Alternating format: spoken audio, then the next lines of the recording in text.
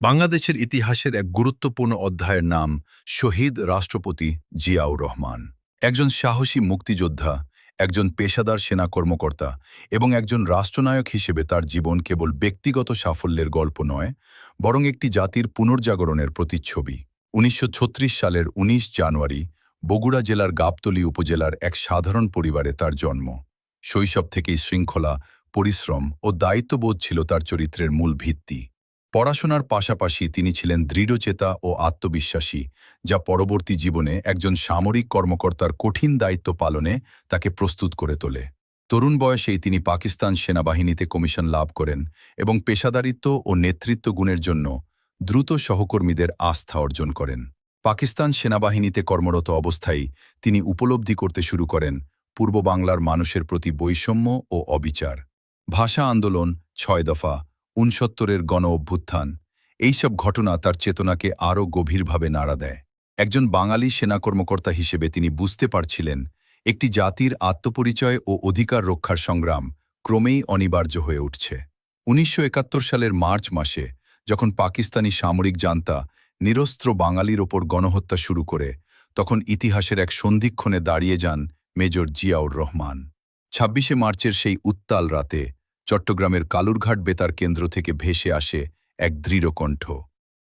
I, Major Ziaur Rahman, do hereby declare the independence of Bangladesh.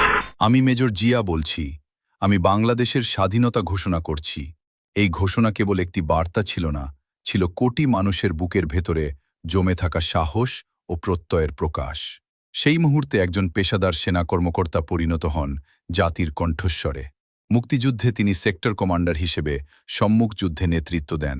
সাহস, কৌশল ও দৃঢ় মনোবলে তিনি সহযোদ্ধাদের অনুপ্রাণিত করেন।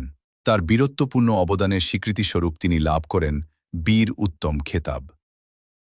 স্বাধীনতার পর দেশ ছিল রাজনৈতিক অস্থিরতা ও পুনর্গঠনের চ্যালেঞ্জে জর্জরিত।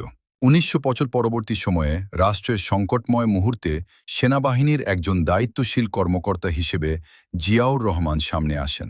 ১৯৭৭ সালের গণভোট ও নির্বাচনের মাধ্যমে তিনি রাষ্ট্রপতি নির্বাচিত হন।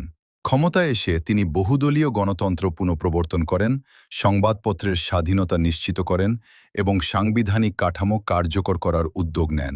অর্থনৈতিক পুনর্গঠনে তার বিশেষ গুরুত্ব ছিল কৃষি ও গ্রামভিত্তিক উন্নয়ন। খাদ্য উৎপাদন বৃদ্ধি, সেচ ব্যবস্থা, কৃষকের প্রণোদনা এবং গ্রামীণ অবকাঠামো উন্নয়নে তিনি কাজ করেন। তার রাজনৈতিক দর্শন বাংলাদেশি জাতীয়তাবাদ, জাতির পরিচয় ও ঐক্যের একটি নতুন ভিত্তি তৈরি করে। আন্তর্জাতিক অঙ্গনে তিনি বাংলাদেশকে একটি আত্মমর্যাদাশীল রাষ্ট্র হিসেবে প্রতিষ্ঠা করতে সচেষ্ট হন।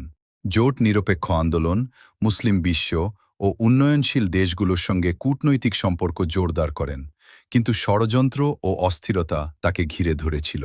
১৯৮১ সালের ৩০শে মে চট্টগ্রামের সার্কিট হাউসে একদল বিপদগামী সেনা সদস্যের হাতে তিনি শাহাদাত বরণ করেন। যিনি একদিন স্বাধীনতার ঘোষণা দিয়ে জাতিকে জাগিয়েছিলেন, সেই কণ্ঠ চিরতরে স্তব্ধ হয়ে যায়।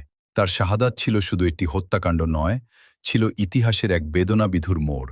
মুক্তিযোদ্ধা, রাষ্ট্রনায়ক ও আদর্শিক নেতৃত্ব হিসেবে তার অবদান বাংলাদেশের রাজনৈতিক ও জাতীয় জীবনে গভীর ছাপ রেখে গেছে। বহুদলীয় গণতন্ত্র, জাতীয় পরিচয়ের ধারণা এবং রাষ্ট্র গঠনের সংগ্রামে তিনি হয়ে থাকবেন চিরস্মরণীয়।